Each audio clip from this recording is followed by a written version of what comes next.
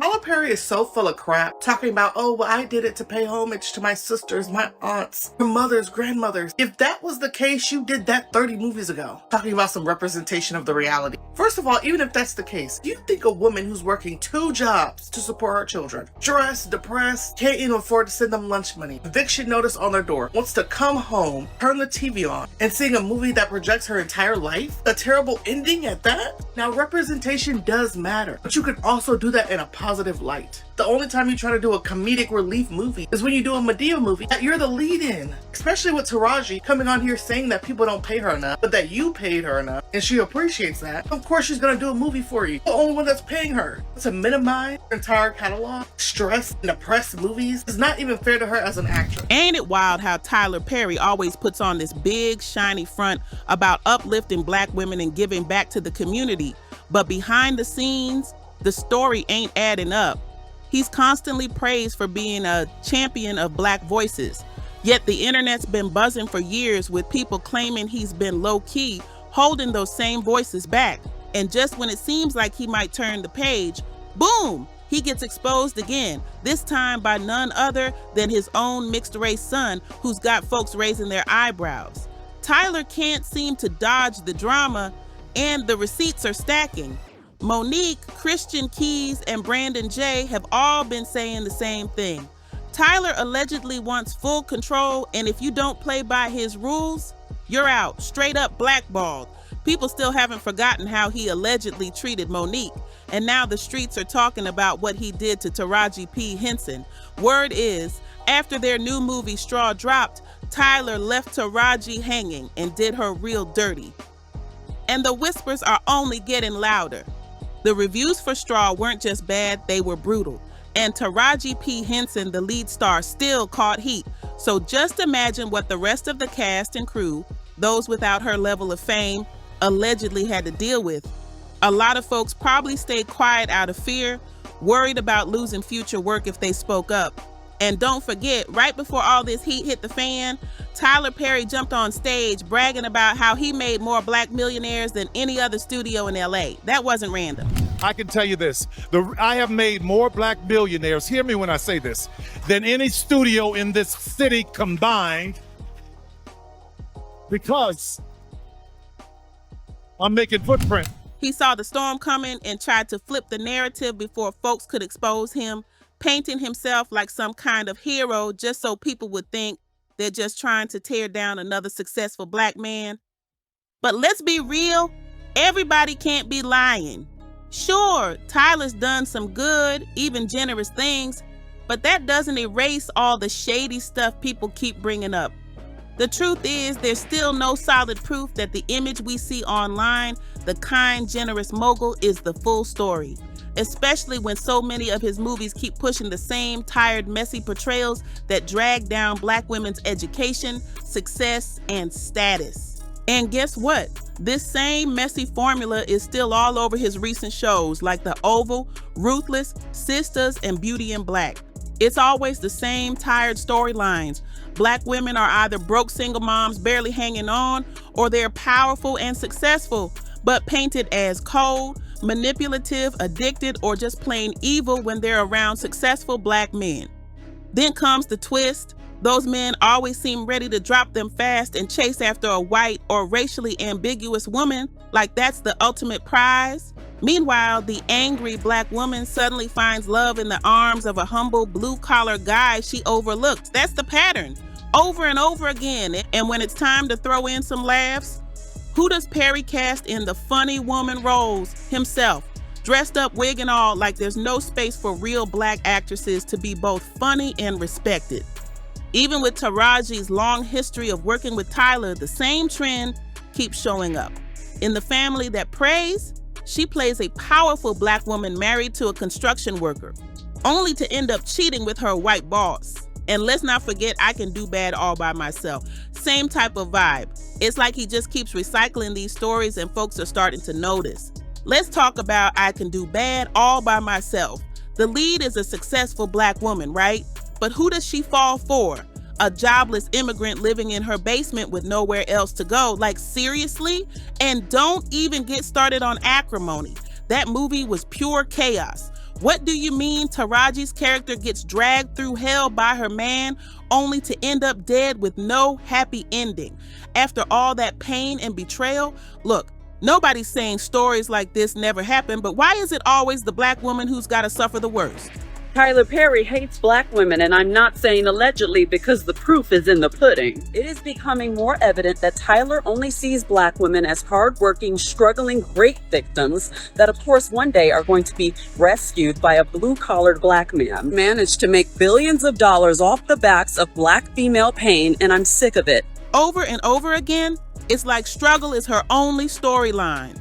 And then came Straw, and Tyler really said, let's run it back. Taraji better be getting an award or something major for her role as Janiyah because she snapped. But how is it possible that only 30 minutes into the movie, her character is evicted, fired, her kid taken by CPS, car towed, robbed at work, kills her boss, and then robs a bank? Like, what? This ain't drama. It's a full-on nightmare. But apparently, Tyler Perry can make this stuff up. And viewers aren't letting it slide this time. People are calling out the wild, harmful storylines that just don't sit right anymore. I don't know if Tyler Perry doesn't like black women or doesn't give a damn about black women or thinks he knows black women, but these storylines that he's concocting that's supposed to be the story of black women are so idiotic. I cannot take it anymore. But according to Taraji, when Tyler Perry isn't out here acting out some strange fantasy through his scripts about black women and entertainers, he's allegedly playing out that same energy in real life, and he's not doing it alone. There are whispers that powerful Hollywood insiders are right there with him, co-signing it all. And what makes it harder to call out? He wraps the whole thing in this shiny layer of generosity. That's where it gets real messy. Back when Taraji did I Can Do Bad all by myself, Tyler Perry was actually the first person to pay her a solid $500,000 for a movie role. That was a major milestone in her career. And for Straw, he gave her exactly what she asked for. A rare win in an industry that's constantly undervalued her, even after all her years of grinding. But that generosity, it came with strings attached, big ones. Behind the scenes, people are saying it wasn't just about payment, it was about power. Allegedly, once the check cleared, there was an unspoken rule: fall in line or risk it all. That might have meant unpaid promo work, doing more than she signed up for, or staying silent to keep her spot. Now that's a high price to pay. And even with Tyler Perry now facing a fresh lawsuit, Taraji still has to smile, stand next to him, and help promote Straw. I'm just tired of working so hard, being gracious at what I do, getting paid a fraction of the cost. I'm tired of hearing my sisters say the same thing over and over. You get tired. That's wild, especially when it sounds a lot like what Monique went through. She said straight up that when she refused to do more than what she was paid for, the industry turned on her. Same playbook, different star. Behind closed doors, the stories about Tyler on set are just as intense. People say he'll demand a whole scene be scrapped just because one detail rubbed him the wrong way. Whole scripts allegedly get tossed out on the spot. Like boom, gone, and he's known to flip the storyline whenever he feels like it, completely changing the character's entire arc in a matter of minutes. And guess what? The actors aren't really given a choice. They're expected to nod, smile, and memorize a brand new script on the fly without questioning it.